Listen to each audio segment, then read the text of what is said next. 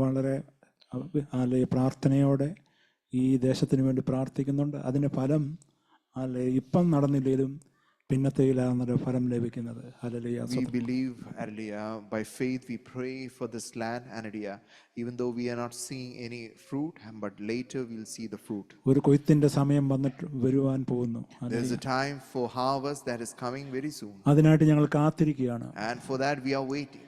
നിങ്ങളുടെ പ്രാർത്ഥന കണ്ടിന്യൂ ചെയ്യാൻ ഞാൻ അപേക്ഷിക്കുകയാണ്. I'm asking again to keep that point in prayer. Hallelujah. ഇവിടെ ഹല്ലേലൂയ ചില പ്രബോധനങ്ങളൊക്കെ കേൾക്കുവാനിടയായി. We heard some exhortation from the word of God. അതിനകത്ത് ഏറ്റവും ഇമ്പോർട്ടൻ്റ് ആയിട്ടുള്ള കാര്യം സിസിൽ കൂടെ ദൈവാത്മാവ് പറഞ്ഞ ഒരു വിഷയമാണ്.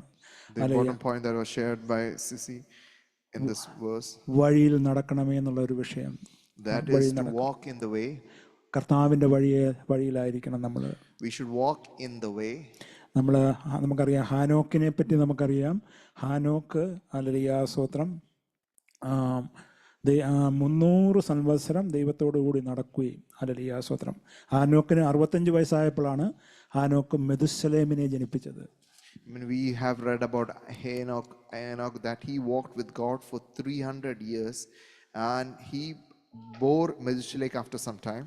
നമ്മളോട് സംസാരിക്കുന്ന പോലല്ല, അന്നൊക്കെ ദൈവം അവരോടൊക്കെ സംസാരിക്കുമായിരുന്നു. ഈവൻ ഹല്ലേലൂയ നമുക്കറിയാം കായിനോടും ദൈവം സംസാരിക്കുമായിരുന്നല്ലോ, നമുക്കറിയാം. I mean, it's not like God, it's not the way which God speaks now. He used to speak directly to the servants or to the people, just like he spoke with Cain, where is your brother? നമുക്കറിയാം കായിനത്തിനെ എടുത്തു കഴിഞ്ഞാൽ കായിനോട് കർത്താവ് പറഞ്ഞു, നീ എന്തിനാ കോപിക്കുന്നത്? പാപം നിന്റെ മുന്നിൽ കിടക്കുന്നു, നീ അത് വിട്ട് നിന്റെ ദൈവവഴിയിൽ നടക്കാനായിട്ട് പറഞ്ഞിട്ടും കായിൻ ചെയ്തില്ല. I mean, God asked Cain directly that, why are you angry? The sin is at your door and it wants to master over you. Hallelujah. എന്നിട്ടും കായിൻ എന്തോ ചെയ്തു? അത് തന്നെ ചെയ്തു. ദൈവവഴി വിട്ട് കൊല്ലുവാനും പാപം ചെയ്യുവാനും ഇടയായി. And it is said sin is crouching at the door and it desires it for you, but you must master it. But Cain couldn't master that sin that was crouching on his door. He fell for it. ദൈവത്തിൽ നിന്ന് അകന്നു പോകുവാനിടയായി. And because he fell for that sin, he had to run away from the presence of God. Hallelujah. ആ പിശാചിന്റെ വഴിയിൽ തന്നെ പോയിക്കൊണ്ടിരുന്നു. And he had to run in the ways of his own will or flesh of his devil. ആ കയീന്റെ സന്താന അവരുടെ പരമ്പര നമുക്ക് 5-ാം അധ്യായത്തിൽ തന്നെ കാണുവാനിടയാവും. ഉൽപ്പത്തി 5 കാണുവാനിടയാവും. And we see the generation of Cain. Hallelujah. അതിൻ്റെ അകത്ത് ഒരു മനുഷ്യനാണ് എന്തുവാണ് 4-ാം അധ്യായത്തിൽ കാണുവാനിടയാവും. 2 ഭാര്യമാരെ എടുത്ത ഒരു ആളാണ് ഹല്ലേലൂയ സ്തോത്രം Lamech. And we see in the generation of Cain a man named Lamech, and he was the first person who had a second wife. Hallelujah. ആദ്യത്തെ ആദായിക്ക് 2 കഴിവുള്ള മക്കളെ കിട്ടി. For Ada, the first wife, she got 2 sons which were capable. ഒരാളുടെ പേര് യാബേലും മറ്റേ ആളുടെ പേര് യൂബാലും, അല്ലെങ്കിൽ ജാബേൽ and ജൂബാൽ. And the names of the first one was Jabal and the second one was Jubal. പണ്ടൊക്കെ നമ്മൾ പ്രാസമിട്ട് ഹല്ലേലൂയ പേരിടുന്ന പോലെ പേരിട്ടു.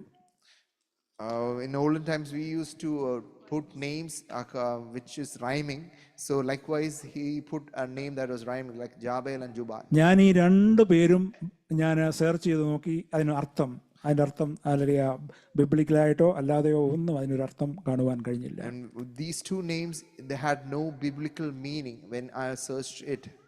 ലോകപ്രകാരം അവർ ഭയങ്കര ഹല്ലേലൂയ സ്തോത്രം കഴിവുള്ളവരായി തീരുവാനിടയായി. അവർ ഇരുമ്പായുധങ്ങളെ തുബൽ ഹല്ലേലൂയ സ്തോത്രം ആദ്യം കിന്നരവും ഒക്കെയുള്ള മ്യൂസിക്കൽ ഇൻസ്ട്രുമെന്റ് ഹല്ലേലൂയ സ്തോത്രം ഉണ്ടാക്കുവാൻ യൂബാലിനിടയായി. In Genesis chapter 4 verses 20 onwards, it says about the 2 sons, what they did, what was their occupation. While Jabal, he was the father of tents and he lived livestock. Jubal, he made musical instruments. യാബേലിന് കൂടാരവാസികൾക്കും ശിശുപാലന്മാർക്കും എന്ന് പറയുമ്പോൾ ഇംഗ്ലീഷിൽ അതിൻ്റെ ഇത് പറയുന്നത് ഭയങ്കര building ഒക്കെ പണിയാനുള്ള കഴിവ് കിട്ടി. ഇപ്പൊ കാണുന്ന ഈ ബിൽഡിംഗ് ഒക്കെ ഈ ജനറേഷന്റെ ആണെന്ന് ഓർത്തോണം. So he got the wisdom how to build tents or how to form formations, and live and livestock, how to contain livestock, how to manage them. He got that wisdom. While his second son Jubal got the wisdom to how to make musical instruments, which was new to that time. അത് സില്ല എന്ന രണ്ടാമത്തെ ഭാര്യയിൽ കൂടെ ഉണ്ടായതാണ് Tubal കൈയും പിന്നെ Tubal കൈയും ഉണ്ടാകുന്നത്. ഹല്ലേലൂയ സ്തോത്രം. And for the second wife, they born was a son and a sister and a brother, a son and a daughter, which the son was called Tubal Cain. He was the forger of all implements of bronze and iron. So he made weapons for war. യുദ്ധം ഇതിനു വേണ്ടിയുള്ള ആയുധങ്ങളെ തീർക്കുന്നവനായി തീർന്നു. He became a person who created weapons for war. നമ്മൾ ഓർക്കണം, അമേരിക്കയാണ് number 1 ആയുധം ഉണ്ടാക്കുന്നതിന്. ഞാൻ പറഞ്ഞു ചിന്തിച്ച് പറഞ്ഞു. Now we know that America is the number 1 creator of weapon of war. ഇപ്പം നമ്മുടെ ഇവിടുത്തെ ഭരണാധികാരി പറഞ്ഞു, ഹല്ലേലൂയ സ്തോത്രം, ഇനിയും ഹല്ലേലൂയ ഞങ്ങൾ ആയുധങ്ങളൊന്നും ഇനിയും കൊടുക്കാൻ പോകുന്നില്ല. അതുകൊണ്ട് അത് നമുക്ക് ന്യൂസിൽ നമുക്ക് കാണുവാൻ ഇടയാവും. We see that like if America decided that they are not going to give weapons to any other country now onwards, അവർക്ക് ഭയമായി തീരുവാനിടയായി. and that will cause fear. Hallelujah. ഞാൻ ഇത് ലോകപ്രകാരമുള്ള ഒരു ഹല്ലേലൂയ അനുഗ്രഹത്തെ പറ്റിയാണ് നമുക്ക് കാണുവാൻ കഴിയുന്നത്. These all are blessings that is received from the world. Hallelujah. ഇവിടെ ഇതൊക്കെ പലതും ഹല്ലേലൂയ സ്തോത്രം നമുക്ക് കാണുമ്പം ലാമേക്കിന്റെ അഹങ്കാരം നമുക്ക് വാക്കുകളൊക്കെ നമുക്ക് കാണുവാൻ ഇടയാകും. We see the prideful word of Lamech. ലാമേക്കിന്റെ വാക്കുകൾ കേൾപ്പീൻ. ദൈവത്തിന്റെ വാക്കല്ല, ലാമേക്ക് അതിന്റെ 23 പറഞ്ഞു. ലാമേക്ക് തന്റെ ഭാര്യമാരോട് പറഞ്ഞത്, ആദായും സില്ലുമായുള്ളവരെ എന്റെ വാക്കുകൾ കേൾപ്പീൻ, ലാമേക്കിൻ ഭാര്യമാരെ എന്റെ വചനത്തിന് ചെവി തരുവീൻ എന്ന് അവിടെ കാണുവാനിടയാകും. When we see the prideful word of Lamech which he uttered, it was like this: listen to my voice, you wives of Lamech. Hallelujah. Not the voice of God, he listened to my voice. ദൈവത്തിന്റെ വാക്ക് കേൾക്കാനല്ല, ദൈവമാണ് മക്കളെ തന്നതെന്ന് ഒന്നും ഓർക്കാതെ അവൻ പലതിൻ്റെയും അല്ലെങ്കിൽ അവരുടെ മക്കള് പലതിൻ്റെയും സ്ഥാപകര് സ്വന്തം കഴിവിൽ ബിസിനസ്, ഡോക്ടേഴ്സ് ഇങ്ങനെയൊക്കെ ആകുമ്പോൾ പലപ്പോഴും ദൈവത്തെ മറന്നുള്ള ജീവിതം നയിക്കുവാനിടയാകും. Amen. Hallelujah. The father who made himself as a prideful, made himself first, or made himself above God, or made himself of great. What happened is his children started to be creators of their own things, like things that is not aligning with the will of God.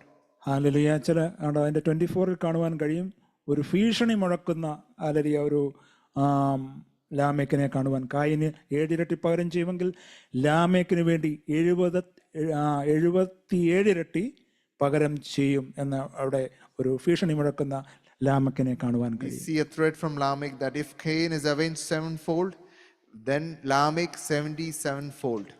Hallelujah സ്തോത്രം. ഇതാണ് ഈ ലോകത്തിലുള്ള നമ്മുടെ ആ സ്വഭാവത്തിൻ്റെ എന്ന് പറഞ്ഞാൽ hallelujah രക്ഷിക്കപ്പെട്ടാലും നമ്മുടെ ഉള്ളിൽ കിടക്കുന്ന ഒരു സ്വഭാവമാണ് ഇവിടെ കാണുവാൻ കഴിയുന്നത്, അഹങ്കാരത്തിന്റെ വാക്കുകൾ. This we see from a man, even though he might be born again, if he is driven by the flesh, he will repeat these same words of prideful words, which says like these. Hallelujah സ്തോത്രം. അതിനുശേഷം 5-ാം അധ്യായത്തിൽ നമുക്ക് കാണാൻ കഴിയും, ആദമിന് ശേഷം ശേത്തിന്റെ hallelujah ഒരു മകൻ ജനിക്കുന്നതും അവിടെ ശേത്ത് എന്ന ഒരാളിനെ ഹല്ലേലൂയ കാണുവാൻ കഴിയും. അവരാണ് ശരിക്കും ദൈവമായിട്ട് ചേർന്ന് പോകുന്ന ഒരു തലമുറയെ നമുക്ക് കാണുവാൻ കഴിയും, ദൈവത്തെ ആരാധിക്കുന്നു. After Cain killed Abel, Seth was born to Adam and Eve, and from Seth came the tribes which lived close with God. ഞാൻ പറഞ്ഞു തുടങ്ങിയത് ഹാനോക്കിനെ കുറിച്ചാണ്. I started by saying Hanok. ഹാനോക്ക് ഒരാളെ ജനിപ്പിച്ചു, മെതുശലേം എന്ന് പറഞ്ഞ ഒരാളെ ജനിപ്പിച്ചു. Hanok brought forth Methuselah. അവന് എത്ര വയസ്സുള്ളപ്പോഴാണ്? 65 വയസ്സായപ്പോൾ ഹല്ലേലൂയ മെതുശലേമിനെ ജനിപ്പിച്ചു എന്നവിടെ 5:21 കാണുവാൻ കഴിയും. In 5:21, when Hanok became the father of Methuselah at the age of 65. Hanok 7-ാം തലമുറക്കാരനാണ്. So Hanok is the 7th generation from Seth. മെതുശലേം എന്ന പേരിന് അർത്ഥമുണ്ട്. For the name Methuselah, it has a meaning. അവൻ മരിക്കുമ്പോൾ അത് ഭവിക്കും, അല്ലെങ്കിൽ ന്യായവിധി അല്ലെങ്കിൽ ജലപ്രളയം ഉണ്ടാകുമെന്നുള്ള ഒരു ഹല്ലേലൂയ സ്തോത്രം അർത്ഥത്തിലാണ് അവിടെ കാണുവാൻ കഴിയുന്നത്. For Melchizedek, the meaning is like when he dies, this thing will happen on this earth. ന്യായവിധി അവന് ശേഷം എന്ന അർത്ഥം. So the meaning of that, his name is that when he dies, judgment will fall on this earth. ദൈവം ഹാനോക്കിനെ അവനോട് സംസാരിച്ചു മെഥുസലേം ജനിച്ചപ്പോൾ. So when Enoch was with God, walking with God, and at the age of 65 became the father of Melchizedek, God spoke to Enoch that when your son dies, hallelujah, a judgment will fall on this earth. അന്നേരം ഈ ഹാനോക്കിന് total 365 വർഷം ജീവിച്ചിരുന്നു. അതിൽ 65 വർഷത്തിൽ ആ സമയം തൊട്ട് ഇങ്ങനൊരു ന്യായവിധി വരുന്നെന്ന് അറിഞ്ഞപ്പോൾ മുതൽ ഹാനോക്ക്, ഹല്ലേലൂയ, ഞാൻ ഇത് വായിച്ചപ്പോൾ എനിക്ക് ദൈവാത്മാവ് എന്നെ സഹായിച്ച അന്ന് മുതൽ ഹാനോക്ക് ജനിച്ചത് മുതൽ 300 വർഷം ദൈവത്തോടൊപ്പം നടക്കുവാനിടയായി. The total age of Enoch was 365. So at the age of 65, Melchizedek was born, and at the age, that age itself of the birth of Melchizedek, he got the revelation that, and on the death of Melchizedek, a disaster or a judgment will fall on this earth. When Enoch understood the revelation, hallelujah, he started to walk with God, and it is said that he walked with God for 300 years. ഇവിടെ നടന്നു എന്നുള്ളത് ഇവിടെ ഹെബ്രായിൽ പറഞ്ഞ rest and comfort with God എന്ന ഒരു അർത്ഥമുണ്ട്. So in Hebrew, the word walk means to rest and comfort with the Lord. Hallelujah. ഈ നമ്മൾ ഒരു കാര്യം, സമയം മുന്നോട്ട് പോയല്ലോ, ഞാൻ ഒരു പ്രാവശ്യം ഇതിൻ്റെ കണക്കൊന്നും എടുത്തതാണ്. ഇത് കറക്റ്റ് മെഥുശലേമിന് 969 ഏറ്റവും കൂടുതൽ വർഷം ജീവിച്ചിരുന്ന ആളാണ് ഈ മെഥുശലേം. കർത്താവ് അത്രയും സമയം കൊടുത്തു ആൾക്കാർ രക്ഷിക്കപ്പെടുവാൻ, പക്ഷെ ആരും രക്ഷിക്കപ്പെട്ടില്ല. നോഹ മാത്രമേ രക്ഷിക്കപ്പെട്ടുള്ളൂ. So it is said about Melchizedek that he lived the longest age. He lived for long, and why it shows that how much God is merciful in containing or for the people to come back to him. But in that time period, no one came to faith, no one came to God. It is only the family of Noah that came under the God's protection. ഈ 187 വർഷം സ്തോത്രം വയസ്സായപ്പോൾ മെഥുശലേം ലാമേക്കിനെ ജനിപ്പിച്ചു. Hallelujah. ഞാൻ 187 ഒന്ന് കൂട്ടി നോക്കട്ടെ. Okay, പറഞ്ഞു. Lamech was born to Melchizedek after a certain time. Lamech എന്നിട്ട് അവസാനം 969 വർഷം ജീവിച്ചിരുന്നതായിട്ട് നമുക്ക് കാണുവാൻ അവിടെ എഴുതിയിട്ടുണ്ട്. It is written that Melchizedek lived 782 years. അതിനുശേഷം ലാമേക്കിന് 182 വയസ്സായപ്പോൾ ഹല്ലേലൂയ അവൻ ഒരു മകനെ ജനിപ്പിച്ചു. ആ ആളുടെ പേരാണ് Noah. So from Lamech became the father of Noah at the age of 182.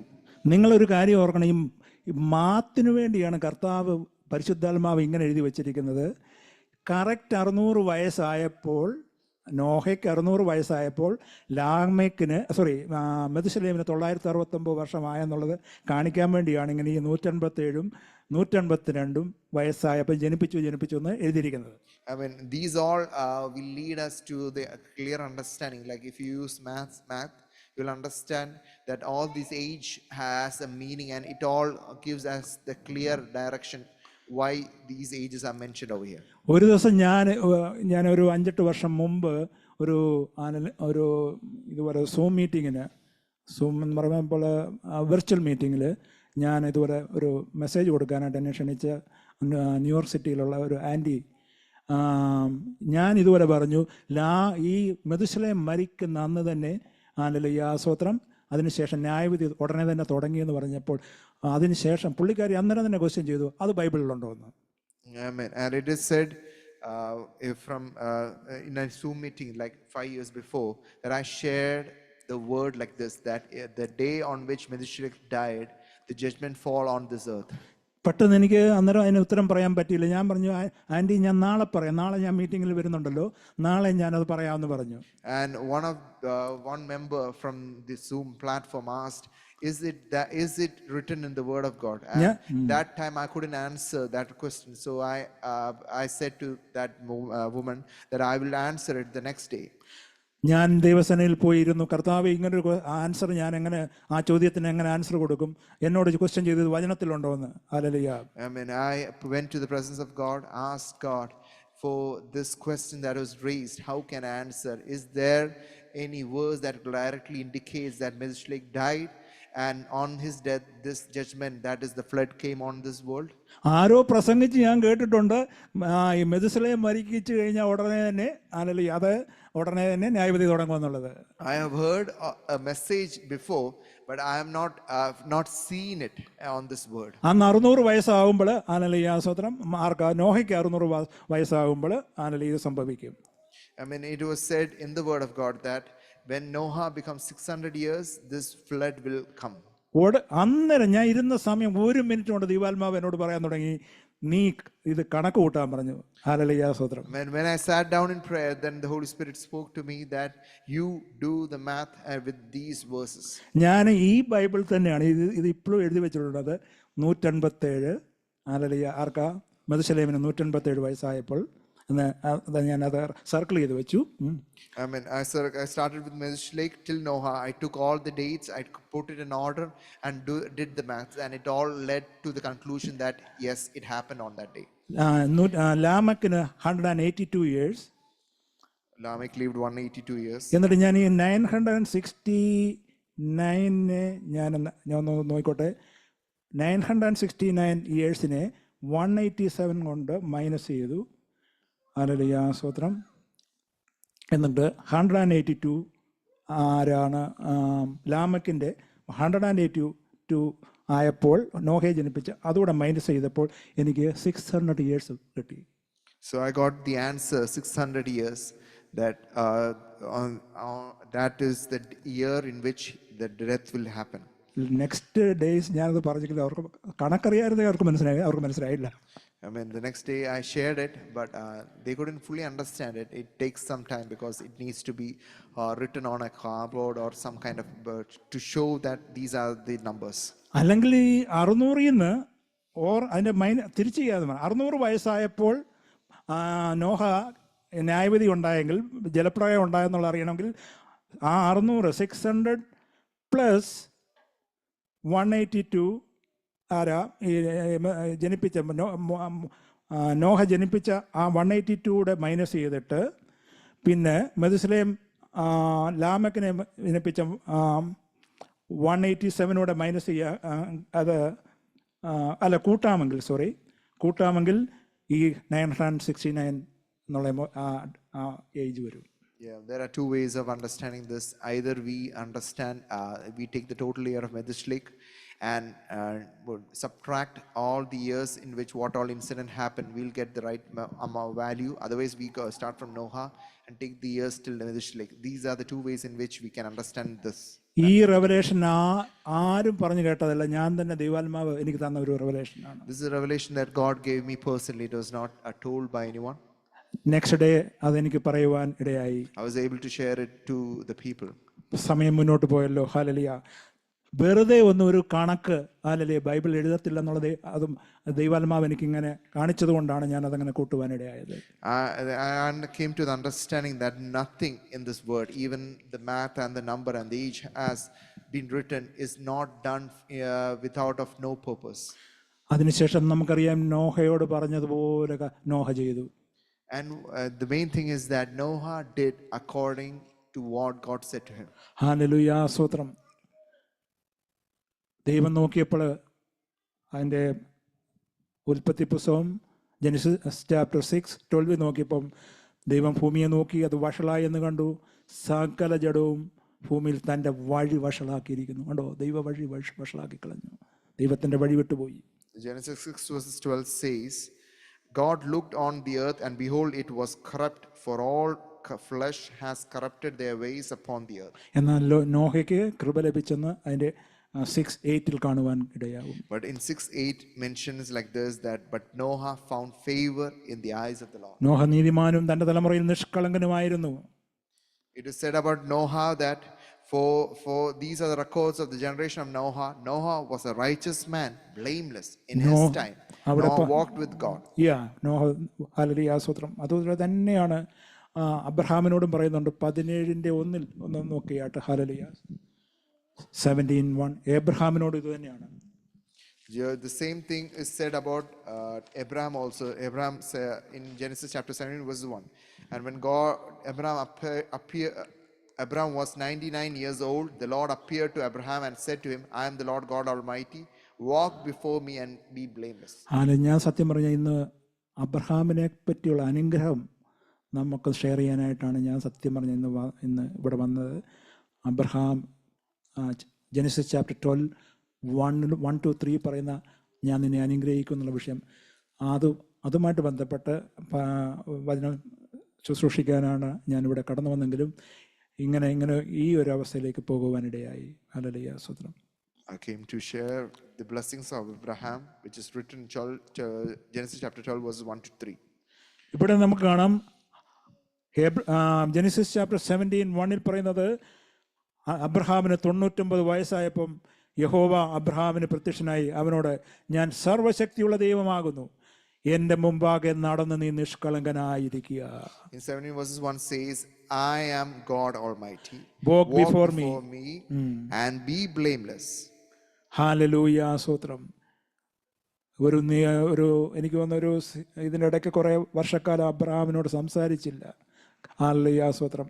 അതിനുശേഷം ഒരു നീണ്ട എനിക്കൊന്ന് 14 yearsന് ശേഷമാണ് ദൈവം വീണ്ടും സംസാരിക്കുവാൻ തുടങ്ങിയത്. God didn't speak to Abraham for 14 years. That is before 99 years. Prior to that, he didn't speak for a certain time.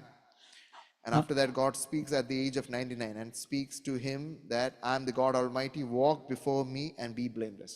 അതിൻ്റെ തൊട്ടുമേൽ ഇസ്മായിലിനെ പ്രസവിച്ചപ്പോൾ അബ്രഹാമിന് 86 വയസ്സായെന്ന് പറയുന്നുണ്ട്. ഇത്രയൊക്കെ ഹല്ലേലൂയ സ്തോത്രം ആരാണ് ഇസ്മായിൽ ഹല്ലേലൂയ ജനിപ്പിച്ചിട്ടും ദൈവം കർത്താവ് ഒന്നും വഴക്കൊന്നും പറഞ്ഞതായിട്ട് ഹല്ലേലൂയ ആ വീഴ്ചയെ പറ്റി ഒന്നും ഇവിടെ പറയുന്നതായിട്ട് കാണുന്നില്ല. It is said that even though Abraham bore Ismail, God didn't reprimand him for bearing Ismail. ആ വീഴ്ചയോ പരിമിതി ഒന്നും അവിടെ ഒന്നും പറയുന്നതായിട്ട് നമുക്ക് കാണുന്നില്ല. He didn't say about his failure to Abraham. Abraham വിചാരിച്ചു ഇസ്മായിലിനെ മതി, ഒരു പുത്രവത്ത ജീവിതം അങ്ങ് നയിച്ചാൽ മതി എന്ന് ചിന്തിച്ച് അബ്രഹാം സാറായും കൂടെ മുന്നോട്ട് പോകുമ്പോഴാണ് ഈ 17-ാം അധ്യായത്തിൽ അബ്രഹാമിനോട് സംസാരിക്കുന്നത്, നീ എൻ്റെ വഴിയിൽ നടന്ന് നിഷ്കളങ്കനായി നടക്കുക. But Abraham thought that Ismail would be his heir, but at the age of 99 it was God who spoke to Abraham and Sarah and said, walk before me and be blameless. Hallelujah. നമുക്ക് വീണ്ടും hallelujah with me and you. ദൈവകരങ്ങളിലേക്ക് നമ്മളെ സമ്പൂർണ്ണമായി ഏൽപ്പിക്കാം. Hallelujah. സങ്കീർത്തനക്കാരൻ പറയുന്ന പോലെ, കർത്താവേ അങ്ങയുടെ വഴി ഞങ്ങളെ അറിയിക്കണമേ എന്ന് നമുക്ക് പ്രാർത്ഥിക്കാം. Just like the psalmist says, like, make us known your way to us. Hallelujah. ഞങ്ങളെ ഉപദേശിച്ച് ഞങ്ങളുടെ മേൽ ദൃഷ്ടി വെച്ച് ആലോചന വെച്ച് ഞങ്ങളെ നടത്തണമേ എന്ന് നമുക്ക് പ്രാർത്ഥിക്കാം. Let us pray that let your eyes be upon us and make us walk in the path. ഒരു കാര്യം ഓർക്കണം, പരിശുദ്ധാത്മാവ് നമ്മുടെ ഹൃദയത്തിലുണ്ട്. പരിശുദ്ധാത്മാവ് പറയുന്ന കേട്ടങ്ങ് നടന്നാൽ മതി. The Holy Spirit is in us and we should just hear his voice and walk. നമ്മുടെ ഉള്ളിൽ നിന്ന് പരിശുദ്ധാത്മാവ് പറയും, നീ ഈ വഴി നടക്കുക, ഈ വഴി. പക്ഷെ അപ്പുറത്ത് ജഡം പറയും, ഹല്ലേലൂയ സ്തോത്രം, ഇങ്ങോട്ട് വരാൻ നിനക്ക് ലോകപ്രകാരമുള്ള നല്ല ഹല്ലേലൂയ എല്ലാ മ്ലേച്ഛതകളും ചെയ്ത് നിനക്ക് പാപം ചെയ്തിരിക്കാനുള്ള അവസരമുള്ളെന്ന് മറുവശത്തും പറയും. The Holy Spirit will be reminding us to walk in this way, while in the other side there's a flesh that keeps on telling that there is a second way which is leading you to pleasures and everything which you desire. Walk in that way also. രണ്ട് വഴി. There are two ways before us. രക്ഷിക്കപ്പെട്ടാലും സ്നാനപ്പെട്ടാലും നീ പരിശുദ്ധാത്മാവിന്റെ baptism of holy spirit കിട്ടിയാലും അഭിഷേകം കിട്ടിയാലും നിനക്ക് രണ്ട് വഴി നടക്കാം. Even after receiving the Holy Spirit, even after baptism, even after being born again, there is two ways for a person in his life. കാരണം നിന്റെ ഹല്ലേലൂയ സ്തോത്രം ഫ്രീ വില്ലിനെ കർത്താവ് ഒരിക്കലും ഹല്ലേലൂയ അതും മേൽ കൺട്രോൾ ചെയ്യത്തില്ല. God is not a God who takes over your free will. He has given you a will and it is up to us to choose which way we have to go. പരിശുദ്ധാത്മാവ് പറയും, God will only remind നിന്റെ you. ഡ്യൂട്ടിയാണ് ഹാലലിയ ദൈവവഴിയിൽ നടക്കുക എന്നുള്ളത്. It's your duty to select the way of God.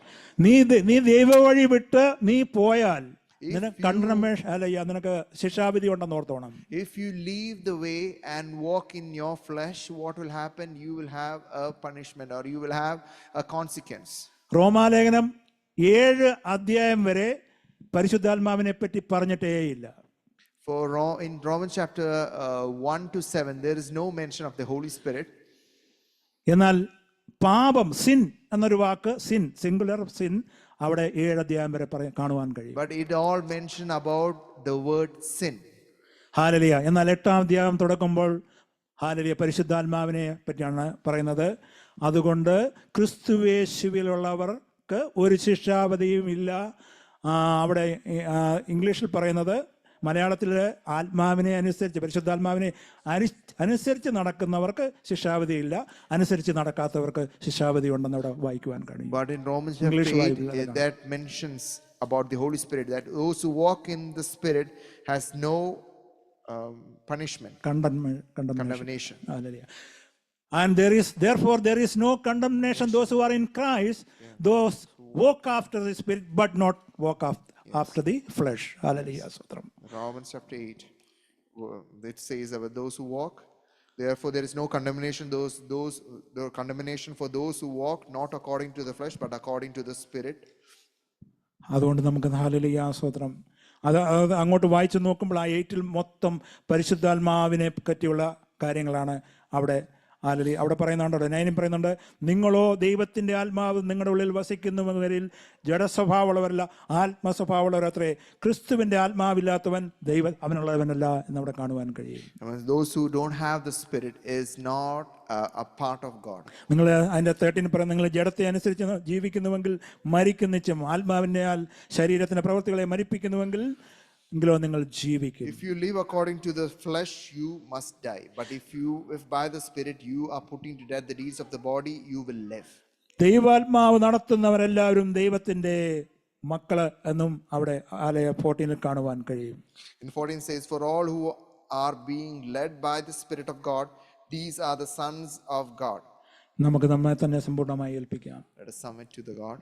ദൈവാത്മാവ് നമ്മളെ നടത്തുന്നവരാണോ? Are we led by the Spirit or are we led by the flesh? പഴയ നിയമത്തിലും ദൈവദാസന്മാരുടെ കൂടെ നടന്ന ഒരു കർത്താവാണ് In the Old Testament we have seen that there is a God who walks with his people.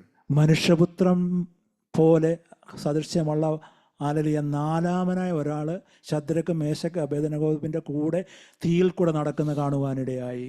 In the fire it was the appearance of a man which was seen by the king, an appearance of God as if he was a man and he was seen in the fire. നീ ദൈവത്തിന്റെ വഴി, ദൈവം പറയുന്ന വഴിയെ നടന്നാൽ ദൈവം നിന്റെ കൂടെ തീയിലും കാണും, നിന്നെ തീയിൽ നിന്ന് വിടുവിക്കുന്ന ഒരു കർത്താവാണ്. You walk with God, even if you walk in the fire, he will be there with you. Hallelujah. നമ്മളെ തന്നെ സമ്പൂർണ്ണമായി ഏൽപ്പിക്കാം.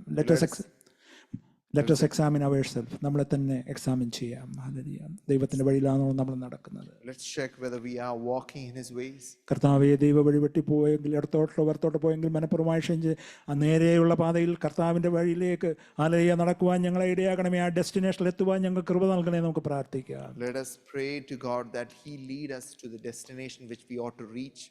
ഹല്ലേലൂയ. സ്വത്രം. നമുക്കറിയാം, പിൽഗ്രിം പ്രോഗ്രസ്സിൽ ആ ക്രിസ്ത്യൻ വഴിയിൽ ആ ഡെസ്റ്റിനേഷനിൽ എത്താതോണം പലപ്പോഴും വഴി തെറ്റിപ്പോയി അവസ്ഥ ഉണ്ടായി. We have read about the famous book called The Pilgrim's Progress, in which there was the man called Christian. He walked in a way but he left track, and whatever failures or whatever problems he went through, പല പ്രശ്നങ്ങൾ കൂടെ കടന്നുപോയെങ്കിലും അവസാനം അവിടെ എത്തുവാനിടയായി. but he went through different problems, but it was by the help of God. Hallelujah. He came back on the way and he reached his destination. വിശ്വസിക്കാതിരുന്ന ഭാര്യ അവസാനം പെട്ടെന്ന് അവിടെ എത്തുവാനിടയായി. അതാണ് അല്ലെങ്കിൽ ഞാനിപ്പോഴും ചിന്തിക്കുന്ന ഒരു വിഷയം. The second thing is about his wife in that story, Christina.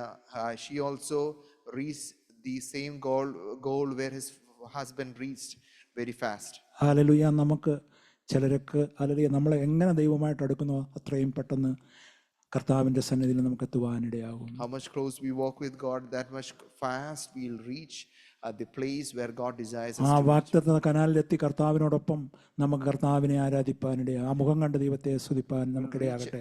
Reach the promised Canaan, hallelujah, and worship Him, looking at His face and worshiping. നമുക്ക് ദൈവത്തെ സ്തുതിക്കാം. Let us worship and thank Him. കർത്താവെ, ഞങ്ങൾ ഹാലയ അതിന് അങ്ങ് ഒരുക്കുന്ന സ്ഥലത്ത് ഞങ്ങൾക്ക് മടങ്ങി എത്തുവാൻ ഞങ്ങളെ പ്രാപ്തരാക്കണമെന്ന് നമുക്ക് പ്രാർത്ഥിക്കാം. Let us pray to God that God equip us so that we reach the destination which you have promised us and we ought to reach. ആരും നശിച്ചു പോകാതെ എല്ലാവരും രക്ഷ പ്രാപിച്ച് നിത്യജീവൻ പ്രാപിച്ച് കർത്താവിന്റെ സന്നിധിയിൽ ഇറ്റേണിറ്റിക്കായി കടന്നു വരുവാൻ നമുക്ക് പ്രാർത്ഥിക്കാം. Let us pray that no one lose their eternity. ഈ ദേശത്തിന് വേണ്ടി പ്രാർത്ഥിക്കാം. Let us pray for this land. നമ്മളായിരിക്കുന്ന ദേശത്തിന് വേണ്ടി പ്രാർത്ഥിക്കാം. Let us pray for the places where we Hallelujah. Praise the Lord. Praise the Lord. Praise the Lord. Praise the Lord. Thank you, Lord. Thank you for the word. Thank you for hallelujah. സ്വതന്ത്രം. Hallelujah. കർത്താവേ, ഞങ്ങൾ അങ്ങയുടെ വഴിയിൽ നടക്കുവാൻ. Hallelujah. We want to walk according to the hallelujah spirit. Hallelujah. സ്വതന്ത്രം. നമുക്ക് പ്രാർത്ഥിച്ചുകൊണ്ടിരിക്കുമ്പോൾ ഒരാൾക്ക് പ്രാർത്ഥിച്ച് അവസാനിച്ചാട്ടെ.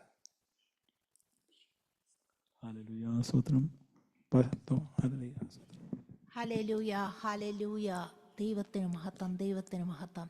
ക്ഷമരകനദാര ചൂടക്കൗടകതുടവരതിക്കല പൗടദാല ചൂടക്കൗടകതുടാര പൗടകത. Hallelujah hallelujah. സാധ്യങ്ങളെ സാധ്യമാക്കുന്ന ദൈവമേ, സ്തുതികളിമേ